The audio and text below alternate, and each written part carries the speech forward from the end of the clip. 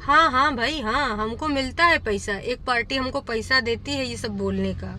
अरे भाई बिल्कुल देती है, ऐसे कैसे हम बोलेंगे, बिना पैसा लिए हम कुछ अपना। हेलो एवरीवन, तो उम्मीद करती हूँ आप बिल्कुल भैया चकाचक होंगे और ऐसी ऐसी चीज़ें आ रही हैं जिसको देख कर सुनकर एंटरटेन हो रहे होंगे हैं। तो आज का रंगारंग कार्यक्रम गाड़ी से इसलिए हो रहा है काश कि बाहर निकले हैं कुछ काम से, है ना। तो भाई हमने सोचा अभी कुछ टाइम है हमारे पास तो एक रंगारंग कार्यक्रम तो बनता है। तो भाई साहब जिज्जी को जो नज़र बट्टू या पट्टू जो भी है कराना चाहिए, बिल्कुल कराना चाहिए, लेकिन वो नज़र बट्टू ना अपनी जिंदगानी में लगाना चाहिए। नज़र मारने वाले कोई दूर के नहीं। अब नज़र मारने वाले कोई यूँ नहीं है कि पड़ोसी हैं या गांव के लोग हैं या दूसरे शहर के लोग हैं, देश के लोग हैं, विदेश के लोग हैं, अपने घर में जलनखोर लोग बैठे हैं। तो जिज्जी भाई ऐसा ऐसा बातें लेके आई है, लेकिन मजाल है कि उस मुद्दे पे बोल दे जिस पे भाई गौतम भैया बोल रहे हैं। कल जब भाई गौतम, इंडियन यूट्यूबर गौतम, कई लोग चैनल पूछते हैं, उनका चैनल का नाम है इंडियन यूट्यूबर गौतम है। तो जैसे उन्होंने अपना स्टोरी, अपना वीडियो डाला चैनल पे, इन सब के ना पूछो ना कहाँ कहाँ किधर किधर कितनी कितनी लगी होगी आग बहुत है ज़्यादा, लेकिन ना अभी वो व्यक्त नहीं कर सकते। ये जो आज बताओ यही है नज़र बट्टू की बात भाई साहब, इके तन बदन में इके बहुत ज़्यादा आग लगती है और उससे ज़्यादा हमारे बड़कन्नी को लगती है, लेकिन बड़कन्नी ना कबो दिखाती नहीं है और इका ना ये कंट्रोल नहीं कर पाती है। तो इनके हालात जज्बात व्यक्त हो जाते हैं, चाहे वीडियो के माध्यम से हो चाहे लाइव के माध्यम से, है ना। तो सौ की सीधी बात यूँ है कि इनके जो हालात हैं, जज्बात हैं, इस समय बहुत ही बिगड़े होंगे और ये कोशिश कर रहे होंगे कि कैसे इसको ना नीचे गिराएं, कैसे इसको दबोचें। भाई गौतम ने बताया था कि हो सकता है उसके ऊपर भी केस कर दें। अब केस करने के लिए इनको ज़्यादा कुछ नहीं सोचना साचना पड़ता है, ये धाराएं धुरुएं पता कर लेते हैं। मैं तो सोच रही हूँ तीसरी बार अगर हमारे जिज्जी का, देखो मैं ये नहीं कह रही हूँ टरू वालों तुम गुस्साना नहीं, वैसे आज टरू वाले ने कुछ बोला है उसके ऊपर ज़रूर वार्तालाप करेंगे। कहा कि ससुर के नाते टरू वाले के दिमाग बहुत ही ज़्यादा ख़राब हो चुके हैं। मतलब कुछ भी तुम सबको बोलना है, कुछ भी। फिलहाल इनके बारे में बात कर लेते हैं। अभी मजा आएगा ना भिड़ो। मेरा मतलब है कि भाई देखो, ज्योतिष ने बोला था कि देखो बिटिया रानी, तुम्हारी जिंदगानी में तब खुशियाँ आएंगी जब कोई दूसरा का आदमी आएगा। तो अगर दूसरी की बार हमारे जिज्जी ई वाले रिश्ते से निकल के दूसरे रिश्ते में आती, कहा कि जिंदगानी जीने का नाम है। और अभी माँ छोटकानी जिज्जी का ज़िंदगी कितनी है, बहुत है, लंबी है। तो अगर आप दूसरी संतान प्राप्ति के रास्ते की ओर अग्रसर होती हैं तो ये बार ना अगर कोई आप ढूंढिएगा तो एक वकील ढूंढिएगा, वकील भैया से ही ना अपना ब्याह चाहिए। मगर क्यों? कहा कि देखिए आने वाले टाइम में आपके परिवार में वकील की सख्त ज़रूरत पड़ने वाली है। कब आपके कुछ कांड होंगे तो कब भैया दुपट्टा के, कहा कि दुपट्टा भी ना एकदम खुले विचार वाली स्वच्छंद लड़की है। ऐसा है कि ना वो आपकी तरह बिल्कुल इंडिपेंडेंट है और आपसे ज़्यादा जागरूक है। तो भाई आप उसको दबा नहीं पाएंगी और आप इस चीज़ से कभी भी एग्री नहीं कर सकती कि आपसे ऊपर या आपसे ज़्यादा विचारशील या फिर आपसे ज़्यादा तरक्की करे वाला कोई बंदा या बंदी हो, चाहे आपका घर का है ना हो। और बड़कन्नी जिज्जी तो बिल्कुल भी ना बर्दाश्त कर सकती हैं कि उनसे ज़्यादा कौनों के व्यूज़ आ जाएं। भाई नहीं कर सकती। देख लो छुटकन्नन के साथ फेरे के बाद वही दोनों पति पत्नी लाखों कमा रहे थे, फिर काजी बड़कन्नी ने ना अपना जो विशुगला है ऐसे डसा है आप सबके सामने। तो इस फैमिली में कहने का मतलब यूँ है कि एक वकील की सख्त ज़रूरत है। तो हमारे जिज्जी अगर तुम इस बार तुम 7 फेरे लोगी, और फेरे भी ना 7 की जगह 14 लीजिएगा, मजबूती आनी चाहिए, चाहे 14 लीजिए या फिर जितना भी लीजिए, 50-100 लेना वो भी ले लीजिए। और आपका जो भी है जितना भी लाइन है ना, काज कि इस बार सोच समझ के करना शादी, सब कुछ ना लिखवा लीजिएगा, पंडित जी से पढ़ाते जाइएगा और उन पे ना शपथ दिलवाते जाइए कि हाँ मैं ये करूँगा, हाँ मैं इसके लिए राज़ी हूँ, राजीनामा करवा लीजिएगा, ताकि आप आगे चल के उसके लिए शिकायत ना माना पुलिस कोर्ट कचहरी को ना दे पाए। तो ये बढ़िया तरीका है, बाकी आपकी मर्ज़ी। तो अभी तो मलिच्छा का शादी ब्याह का जो भी है चल रहा है, अब आगे अगर इनके कोर्ट केस का कुछ होता है तो अगर हो सकता आने वाले टाइम में हमारी जिज्जी भी ना कुछ ऐसा वैसा सोचे, वो तो कल की कल देखी जाएगी। तो जिज्जी आज आई है और जो वीडियो की शुरुआत होती है चाय पानी सब्जी वब्जी से होती है, इधर उधर चाय इधर उधर सब्जी बनाए के रखी जा रही है। वही के बाद जिज्जी ना सीधे सीधे एक हेल्दी रूटीन पे आ जाती है।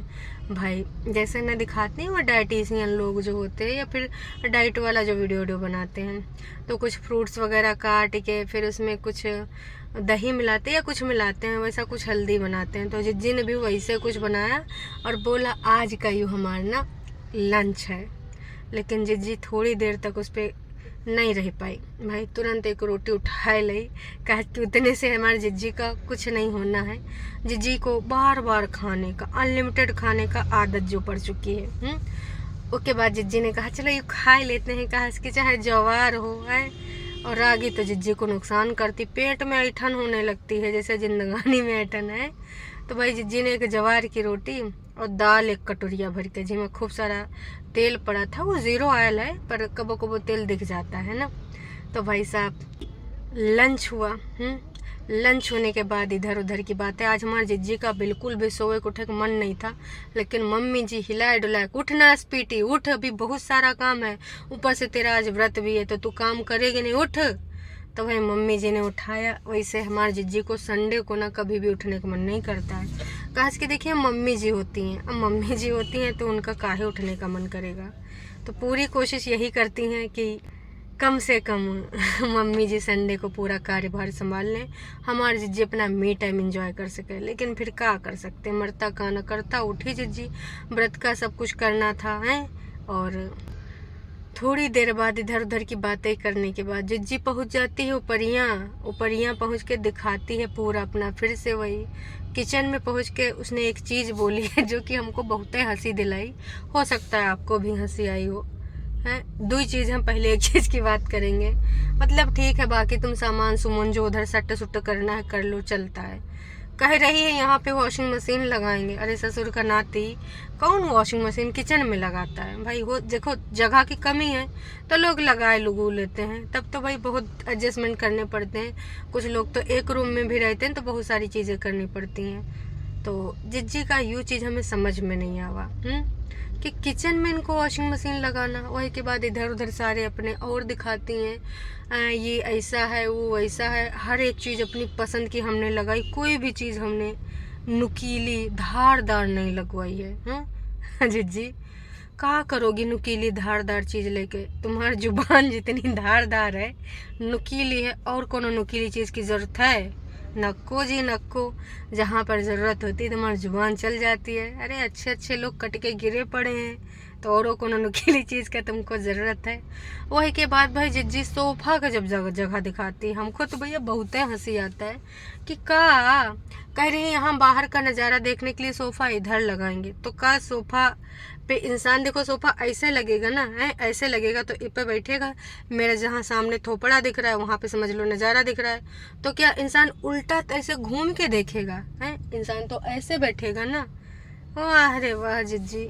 उसके अलावा टरू वालन से जिज्जी ने एडवाइस मांगी है कि भाई हो सके तो तुम लोग बता दो आप लोगन की पसंद को और आपके लोगन के विचारों को, हम बहुत ही ज़्यादा प्राथमिकता देते हैं। इस घर में जितना भी सजावट हुई है ईमान आप सबका भी बहुत ही बड़ा योगदान है, बहुत ही ज़्यादा योगदान है, तो बहुत बहुत धन्यवाद। अरे जिज्जी अब ना सब्सक्राइबर को गरियाओगे नहीं अब योगदान तुमको याद आ रहा है, कमाल करती हो जिज्जी। लेकिन जब सब्सक्राइबर इतना खूबसूरत घर देखे ना तब से सब्सक्राइबर सारे एकदम पगलान पड़े, कह रहे हैं जिज्जी तुम्हारा घर ना जो अंबानी है उनसे भी बढ़िया सुंदर खूबसूरत है, ईमा तुम नज़र बट्टू लगा लो। लेकिन जिज्जी को समझ में नहीं आ रहा है कि नज़र बट्टू लगवाएं कि ना लगवाएं।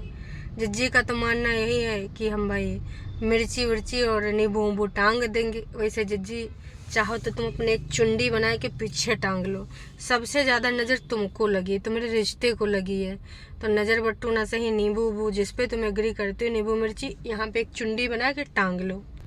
एक के अलावा भाई जिज्जी ने बोला है कि देखो सब्सक्राइबर बोल रहे हैं, ठीक बात है, लेकिन हमने सोचा है कि अब जब पूजा पाठ कराएंगे पंडित जी से, मतलब अभी पूजा होगी भाई, नवरात्र तो चली गई, जिज्जी ने पूजा भी नहीं कराई, पर जिज्जी अब कह रहे हैं कि अब हम पूजा करा लेंगे। और जब हम पूजा कराएंगे ना तो पंडित जी से एडवाइस लेंगे, और पंडित जी अगर बोलेंगे लगाना चाहिए तो लगा लेंगे, पंडित जी बोलेंगे लगाना नहीं चाहिए तो नहीं लगाएंगे। हमें लग रहा है जिज्जी अब ना अपनी जिंदगानी में पंडित जी को प्राथमिकता देगी है। पहले ना उसने बहुत सारी चीज़ें बिना पंडित से पूछे पाछे करी हैं, तो वो चीज़ें इम्पैक्टफुल नहीं रही, आप देख रहे हो ना।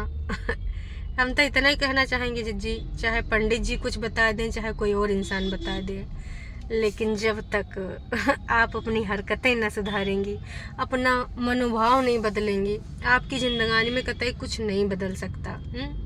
उल्लू समझना बंद करिए लोगों को आप। वही के अलावा भाई जिस दिन ये लोग नहाते हैं, देखिए नहाने में इनका थोड़ा सा समझ रहे हैं समस्या है, नहीं नहाते हैं जाड़ों में तो 5-5 6-6 दिन नहीं, लेकिन ससुर का नाती जिस दिन भी ये सब नहाते हैं ना, प्रॉपर वीडियो में खुले बाल दिखाएंगे, बाल सुखाएंगे और उस नहाने से रिलेटेड बातें करें। हाँ भाई हाँ, ऐसा ही होता है।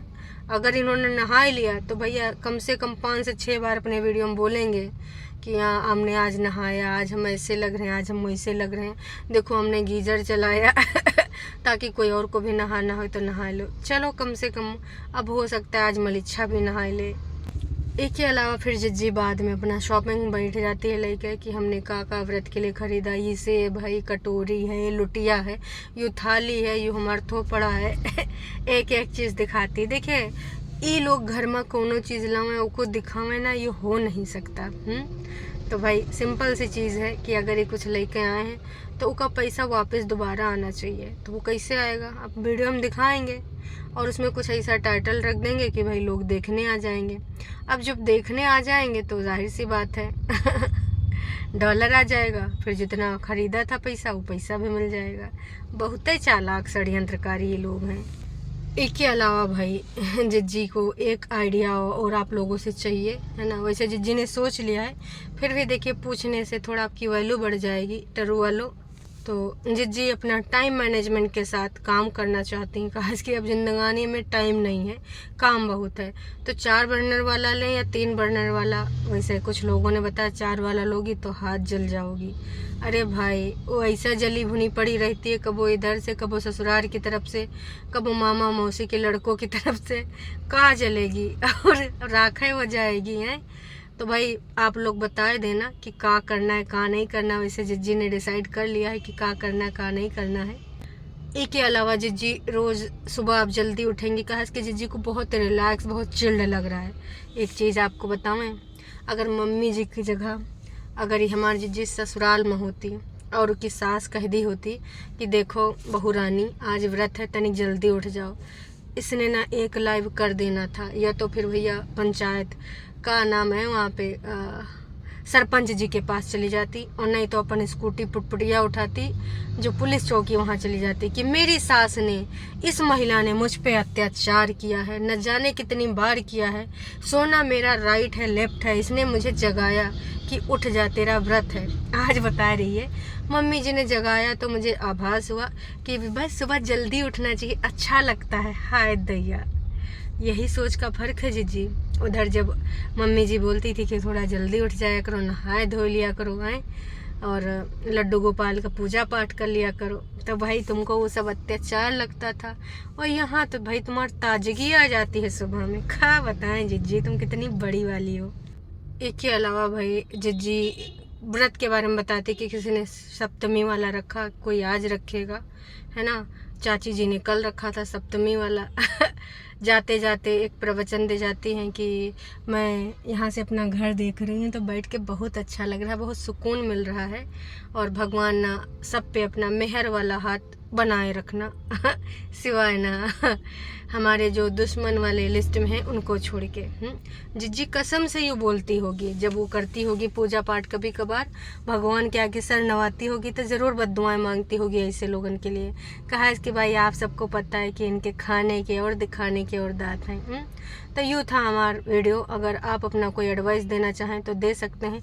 एक चीज़ तो भूले गए भैया, एक लोगों ने कुछ ऐसी चीज़ बोली है जिसके बारे में बोलना बनता है कि ये हैं टरू वाली, इनका नाम जिनका खुद का कोई क्लियर नाम नहीं है, उन्होंने मुझे बोला है कि तुम भैया एक पेड चैनल हो हैं और हम कुछ यहाँ फैक्ट्स लिखते हैं और तुम ना छुपा जाते हो। तो भाई साहब ना, तुम्हारे कभी भी फैक्ट्स मैंने नहीं छुपाए हैं। अगर गाली गलौज वाली चीज़ें होती हैं तो ज़रूर मैं हटा देती हूँ, डिलीट कर देती हूँ। और इनका कहना है कि भाई तुमको ना मनी मिल रही है कह रहे हैं कि भैया तुम भले मनी कमा रही हो, लेकिन तुम अपना जो खराब कर्म कर रही हो है ना, वो का तुमको भैया चुकाना पड़ेगा। भाई ठीक है, हम मान लेते हैं आपकी बात को। What? तो भाई बिल्कुल आपको बता दें, हमको बहुत पैसा मिल रहा है। धीमे से बताते हैं, कोई सुन लेगा।